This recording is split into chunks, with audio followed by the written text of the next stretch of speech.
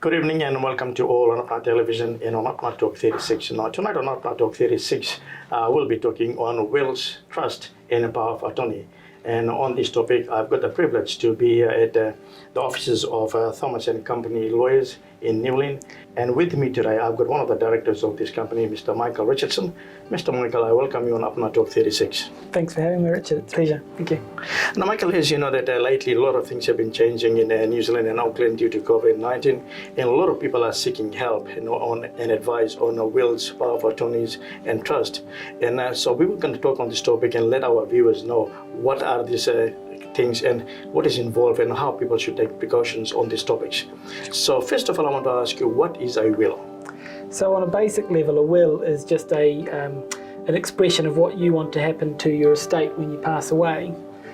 So your estate just compromises whatever that you own at the time that you pass away, and your will sets out what you want to happen in terms of who you would like to handle your affairs when you pass away and who would be the beneficiary of your estate when you pass away. It doesn't need to be much more complicated than that. It just needs to be a simple document where you can express the things that you want to happen and ensure that they can happen. Now, a lot of people think that a will is the safest way to keep their businesses or their family trust alive. Is it true? A will ensures that for continuity purposes, you can ensure that, for example, a business goes to the beneficiaries that you want, that people that you trust can step in immediately to handle your affairs, and it can take that stress off your family and the people that you leave behind to ensure that there are steps or a process in place to ensure that they are protected and that things can run as smoothly as possible in a tough time for them. Now, if someone wants to make a will for his business or for his family, now is there a limit for the will? A number of times it can be made? No, a person can make as many wills as they like. In terms of the most recent one will be the applicable one when you pass away. So if you have one that's 10 years old and then you make one that's maybe a year ago, the one that's the most recent will apply in that situation, because people's circumstances are going to change over time in terms of children get older and maybe the most appropriate people to take over your affairs. So it might be that you change your will to reflect that, or it may be that your business interests change and that the people you want to be involved would need to change to reflect that. So you can change your executors and your beneficiaries at any stage, really. Now, I came across one of the cases just recently, not long ago, where a will was made some years ago with the families. And now, before the person made the final will, after making the final will, a few days later, he died. And so in that case, if a person dies without telling the members, then a new will was made after the original one. So what happens if that person dies? What happens to the will? Which one is valid, the first one or the second one? It would be the second one, so the one that he made prior to him passing away. Now that assumes a few things in terms of it assumes that he has the capacity to make a will, and obviously depending on his age and his mental capacity, that could be an issue. And it also may depend on whether it was done correctly in terms of in the presence of two witnesses and it had the requisite parts to form a complete will. But in essence, yes, if he's made a valid will prior to his passing, then that would be the will that would apply. So how do people make their own will? Do they need to go to a lawyer, specific lawyers, or can they make it themselves as well? There are resources out there in terms of what they call will kits and things like that for people to make at home. One of the major tests for a will is that it needs to comply with the Act, so it needs to meet certain regulations and requirements. It needs to have certain features in terms of it needs to name, for example, an executor, who are the people that administer your will. It needs to name beneficiaries, and it needs to be witnessed correctly. So our advice is generally that you should approach a lawyer. Most lawyers are keen for people to do wills. We certainly don't see price as being an issue. We try and for the reasons that we want people to have wills because they're so important. We try not to make price an obstacle for people to make them. So to make a general will for a family or for a business, what is the cost involved? For a couple, you're probably looking in the vicinity of $200 to $300. For an individual person, probably closer to the 200 mark, maybe even a bit less. So for most people, it's a very straightforward exercise. For lots of people, they've already decided who they would like to act and who they would like to benefit from their estate. The key is that it needs to be in writing and valid for that to happen. It takes the stress off the family if something were to happen. A person who dies without a will is what they call intestate, and the Administration Act then applies. Now, the Administration Act does cover those situations, so it ensures that if you have a spouse, for example, that they are a beneficiary of your estate, and if you have children, that they can be beneficiaries. But the effect of that may be something that you don't intend. So, for example, if you have a spouse and children but die without a will, your widow gets the first $155,000, and then the balance of your estate is divided up 1/3 between your spouse and 2/3 amongst your children. So that may not be what you would intend, for example, particularly with young children, or if your primary asset's the house, because that means that your spouse is sharing the house with the children. So whereas a will would cover that. So it's always better to have a will, am I right? It takes a lot of the stress off the family. It ensures that what you want to happen can happen, but it also makes the process a lot smoother for grieving families or the people you leave behind. A lot of people are saying that if you don't have a trust and if you die, then whatever your properties you have, you got to the business, that goes to the government trust, am I right? Is it wrong? Right? If you don't have any people that qualify under the Administration Act, it does fall to the Crown, but that's a very unlikely scenario. If you don't have a will, the more likely scenario is it would go to the hierarchy is generally your spouse and your children, but then following that it's your parents and your siblings. Now, that may not be what you want to happen for your estate. There may be other parties that you would want to benefit. The other issue is if you pass away intestate, you put the burden on the family to then go and prove, for example, your children have to prove that they're your children, your spouse has to prove that she's or he is your spouse, which it can be upsetting at a difficult time. So whereas if you have a will, they can simply use the will as the basis for proceeding. Now, moving on to trust. What is trust? How commonly is trust used and why it is used? Trust is sort of a legal entity that is created by way of a trust deed. The basic example is that if I gave something to you, Richard, and said for you and asked for you to hold it for me on behalf of me and my children, if somebody came along and you were in possession of it, they would think that you were the legal owner. But from a legal point of view, you are holding it on trust for myself and my children and whoever else I've named. A family trust just works on a larger scale to that. So your trust deed sets out who your beneficiaries are and who your trustees are and how they are supposed to act to the benefit of your beneficiaries. By giving that asset to the trustees, you create that protection because they are holding those assets on behalf of the listed beneficiaries and not on their own behalf. It can have multiple benefits. A lot of it is if you're in a high-risk industry or face personal liability, a trust can be used to sort of protect the assets for your children and your spouse or the family. It can also be used for estate planning in terms of making sure that your children inherit the trust rather than it going to them directly if you have issues around trying to protect it for the children.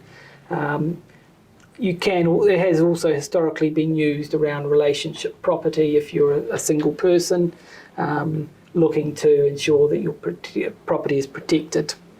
With relationship property, we'd still recommend a relationship property agreement. So what's the difference between a trust for the business and a trust for a family?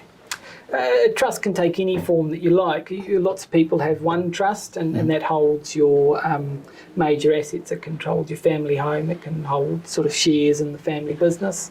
Some people look to different trusts to do different things in terms of some have a family trust which holds the family home, whereas you might have another trust which would hold sort of your business investments and those sorts of things to try and keep those separate.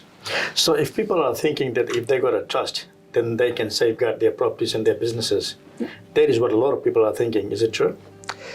Yes, if it's set up correctly and early enough, the trust can help protect from personal liability, because the asset is now owned by the trust and the trustees. It's not owned personally. Now that depends on when you set it up, of course, because if you set it up for the sole purposes of avoiding a creditor or a claim that you know is coming, there are mechanisms for creditors to be able to overturn the trust. And that's to avoid people avoiding debts that they know are coming. But if you set it up prior to entering into the business or undertaking the venture, then it is a separate entity that exists prior to that, any of the liabilities coming due. Now, if I've got a will, if I've got a trust, and if I'm in business, right? Now, at the same time, if I have signed a guarantor for a loan example, for example, what happens then? Am I still safe, even though I'm assigned as a guarantor on a bigger loan? It really depends on if something goes wrong, what happens? With guarantees, it really depends on the context. For example, if it's linked to if it's a trust providing the guarantee, then the trustee still remains liable and the trust assets are at risk. If you have a pre-existing trust and you offer a personal guarantee for something that's unrelated to the trust, then generally your trust assets will be safe and protected because the trust hasn't agreed to provide that guarantee. That's a personal liability that you've committed to. So what he's saying is that if I've got a trust, but if I personally go and guarantee a loan, and if something happens, and if they, if they want to claim the money from me, they cannot go to my trust and claim that money from me. The trust assets are held separately, so they would make demand on you personally, and it'd be on your assets to settle that liability. The trust assets are quite a separate matter, unless there has been made some sort of link between the trust and that guarantee. Now, in a trust, normally there's a settler, right? Now, how many settlers can be nominated for a trust? Is it better to have 1, 2, 3, 4? How many? The usual assumption is that the role of the settlor is to set what they call settle assets onto the trust, hence the name. So it really depends on how many people are settling assets onto the trust. For single people, that would usually be the sole person, and they would be the settlor, because there are often rights and responsibilities that are attached to being a settlor, such as the ability to appoint and remove trustees. With couples, the usual arrangement is that both parties, both spouses, would be the settlors and would have that joint power of appointment, so that one spouse isn't then sort of able to be removed from control of the trust. It's a way of protecting both parties from the other acting without their consent. So you've been doing lots of trust in your life. Now, what is the best opinion? What is the best option? Is it good to have one settler or many? If you're the sole person who's putting the assets in, then we would look at appointing one settlor. If it's a couple, then the usual arrangement would be that they are both the settlors, and the power of appointment and any powers would be then joint between them, so that one can't use it to the exclusion of the other, but also for succession purposes. If one spouse passes away, then that other partner or spouse retains that power of appointment, rather than that falling into the other party's estate. What is the best option for incorporated societies? Well, an incorporated society is separate to a trust. Some of them have a trust element, but an incorporated society is a group of people who create the society and operates in a similar mechanism to a company, but obviously with member input and with no shareholdings or capital sort of put in. They are largely not-for-profit. They can have charitable trusts associated with them, but those usually two different. But is it okay to have one or two settlers in the incorporated society? Well, an incorporated society is usually for things like clubs or associations, and usually they will have a board, and usually that's sort of a minimum of 3, and that can range up to sort of 5 or 6 or 10, depending on what the governance is going to be. But they are operated quite distinctly from trusts, so they don't have set laws as such. Now, a lot of times problem arise like when there's a trust, and if something happens, there's a settler, 1 or 2 settlers. Obviously, there's 2 settlers, and if there's a feud between them, what happens then? Who comes in between them? Sure. So, trusts. One of the benefits of trust is that trustees have discretionary powers, and settlors have certain powers. One of the downside of trusts is that all of those powers have to be used unanimously. So, all the trustees need to agree on a course of action, and settlors need to agree on the appointment of trustees, which can be good because it makes a unified view and organisation. But if there is a dispute and the parties can't work it out themselves, then the High Court has an inherent jurisdiction to resolve trust issues. So usually in situations where you have what they call a dysfunctional trust or dysfunctional trustees, the court will either remove some or all of the trustees and appoint independent trustees to allow the trust to either be the issue to be resolved or the trust to be wound up if it's no longer applicable. Now, when you talk trust, when you talk wills, there also comes in between is power of attorney. Sure. So what is power of attorney? Can you tell our viewers? Yeah, sure. So at a basic level, a power of attorney is simply appointing a person to act on your behalf. Now, a standard power of attorney usually applies when you are either away overseas or unable to sign a document, and you ask your attorney to step into your role to physically be there to sign. To go along with that, they have what they call enduring powers of attorney. And an enduring power of attorney is a document that you set up that comes into effect if you lose your mental capacity, and that can be either temporary through to an accident or some sort of infection, or it can be on a more permanent basis through, say, dementia or a stroke. And that ensures that your attorney is able to make decisions on your behalf when you're unable to.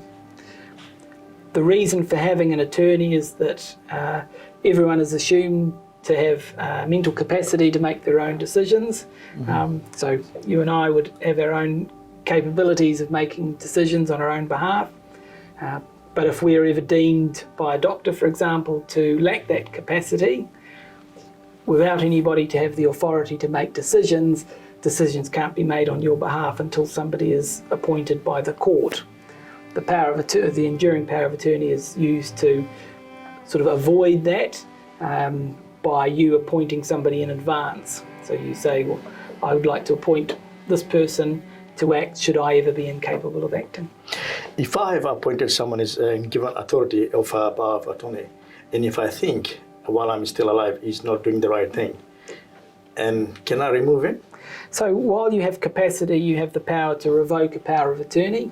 So if you create, and it does happen, if you create an enduring power of attorney and that person is no longer the most appropriate person to appoint, you can simply revoke that power of attorney, either by way of notice to your attorney, or you can by way of creating a new power of attorney which revokes the old one. So no matter who it is appointed, that can be revoked at any time. The only time that you can't revoke it is if you've lost capacity. So essentially, if you've then lost capacity, you can't then revoke your power of attorney because essentially you don't have the ability to make that decision and your attorney's acting on your behalf. The court does have the ability to remove an attorney in that instance if the court deems it appropriate to remove that person because they're no longer acting in your best interests. Now, obviously, you've been doing a lot of settlements, real estate settlements. Yep. How is the real estate market looking at the moment due to COVID-19? Well, Richard, as you know, during the COVID-19 and the lockdown, there was a lot of alarm that the property market was going to crash. But similar to the previous recession, the effect has really been that people, if they're not in a position where they have to sell, have simply removed their properties from the market. So the feedback that we're getting from buyers and agents is that there's simply not enough stock out there at the moment. Partly I think that's the COVID-19, partly winter tends to be slower for people to list properties, and also election time tends to be a bit slower. So at the moment there's a general demand for properties. We certainly haven't seen a downturn in the property market.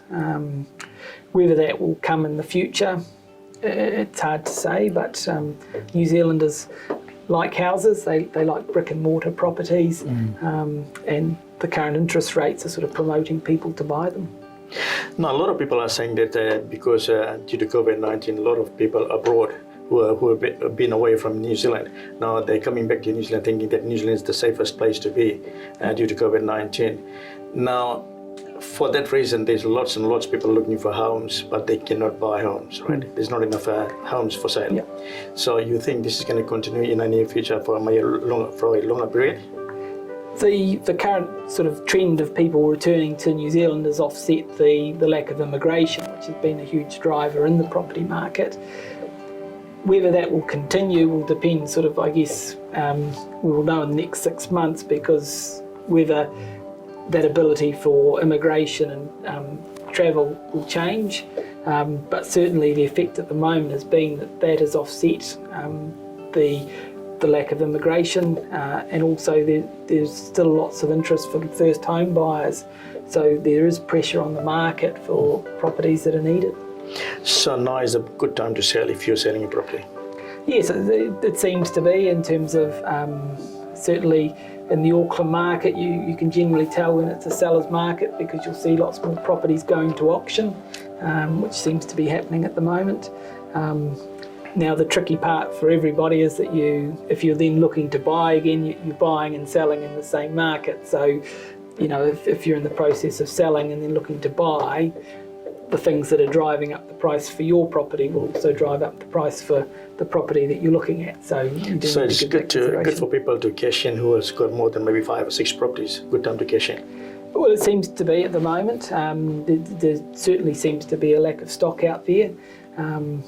But we're also seeing investors returning to the market because of the lower interest rates on term deposits and things like that. We're certainly getting a lot more inquiries of people who are looking to purchase properties as rentals. Now, in general, if you look around Newlyn, even or anywhere like between 5 kilometre radius of Auckland City, there's high-rise apartments going up. So what are your thoughts on that? It certainly seems to be the way that the property market's going. Certainly younger people and first home buyers aren't put off by things like apartments and townhouses. They see it as a way of getting into the market. You look at foreign cities, and they tend to be high density cities because of the demand for numbers and space. It can be a positive thing if they're done well, in terms of good apartment blocks. It is a different type of living. It's a more communal type of living than your sort of quarter acre section, but for lots of younger people and certainly older people downsizing, the appeal of lower maintenance, more modern housing with double glazing and insulation certainly holds an appeal. Now, as far as interest rates, looking at the interest rate is going down and down. You think in the near future they said it's going to go past beyond 0%? Is it true? In your opinion? It's a tough one in terms of if somebody had said a year ago that the interest rates were going to continue to drop, I would have been surprised. They were sort of at the lowest rate since World War II, and they've just come down since then. The feedback that we're getting is that we shouldn't be looking at negative interest rates for the bank that they have overseas. That has been an issue for some overseas countries, where essentially you are paying the bank to hold your money. I don't think there's a real desire for that to be a result, and I think the monetary policy will be aimed at not reaching that point. Now, lots of people, since the bank has stopped giving lending construction loans, so lots of people, business people are using second tier and third tier lenders. Is it safe to use second and third tier lenders? The presence of second and third tier lenders is really just a result that the major banks are looking at their primary business of lending for house buying. So second tier lenders tend to fill that gap. In terms of being safe, it's really around the risk. In terms of second tier lenders tend to be for shorter terms and at higher interest rates. So, for anybody looking at that, they need to ensure that the numbers for the project are going to stack up. Because there's usually higher fees that come with being a second tier lender. They're more complicated, usually loan arrangements. So for anybody looking at going down that path, it's about getting that advice and making sure that they've done the numbers and can meet the requirements for that lender. So you think now is the opportunity to for people, actually youngsters, to get into units, get into apartments and hold on to something which may be worth maybe double the value maybe in the near future, maybe 10, 20 years time? Well, as we both know, Richard, they call it a property ladder for a reason. You've got to get onto that first step. And at the moment, the interest rates are great, and the ability to call on your KiwiSaver has been great for first home buyers because it's a forced way of saving. So many people have seen the benefit of that, and there's lots more opportunities through things like Kiwi Builds. Lots of developments have to have the affordable homes in terms of a ballot, but also you're seeing a lot more unit titles, so apartments and townhouses, which tend to be lower in price for that first home market. Now, thank you very much, Michael. We are coming towards the end of this program. Now, what is your main idea, or what is your main message which you want to give it to people who are watching you, who may be interested in buying property or maybe selling property or maybe interested in having some wills or trust or power of attorney done? I would highly recommend to everybody that they get wills and enduring powers of attorney carried out. As I say, it's important that your wishes are respected, but also that the people that you leave behind have that security and knowing that your affairs are in order. Talk to mortgage brokers, talk to your lawyers. People are always keen, certainly myself, and the people here are always keen to help home buyers. It's an exciting process, but it can be nerve-wracking for first home buyers, so go and seek that advice, even if it's to approach a mortgage broker. Even if at the moment you can't meet the figures to get a loan to buy, they can tell you what is required so that you can then target those so that you can buy your first home. Now, Richard, before we finish, there's some new law changes coming in shortly. Yep. Can you just give me a bit of light on that as well before we finish? So there are upcoming changes to the Trusts Act. So that will have an effect on new trusts, but also on existing trusts. A lot of the changes are codifying what's already in the common law in terms of how trusts are to operate. But it's also clarified some points for trusts in terms of there's now going to be a positive obligation on you to notify your beneficiaries that they are beneficiaries, whereas prior to the new Act, you didn't necessarily need to tell beneficiaries that they were potential beneficiaries of your trust. Now you will have to take positive steps of contacting your beneficiaries to notify them. So we are recommending to anybody that's got existing trust to contact their lawyers to talk about those changes, because it may be time to review your trust as to whether you should retain it, but also whether you should look at narrowing your scope of beneficiaries so that not everyone has the ability to ask for details about your trust. Okay, Mr. Michael Richards, thank you very much for giving us an opportunity to come and interview you. Okay. And it's a privilege to be here in your office in New Lane. And I really appreciate it, and I'm pretty sure that our viewers out there who've listened to you would have definitely got some knowledgeable lessons or ideas from you. Thank you. Appreciate the chance. As you know, that due to COVID-19, lots of things have changed in the last 6 months.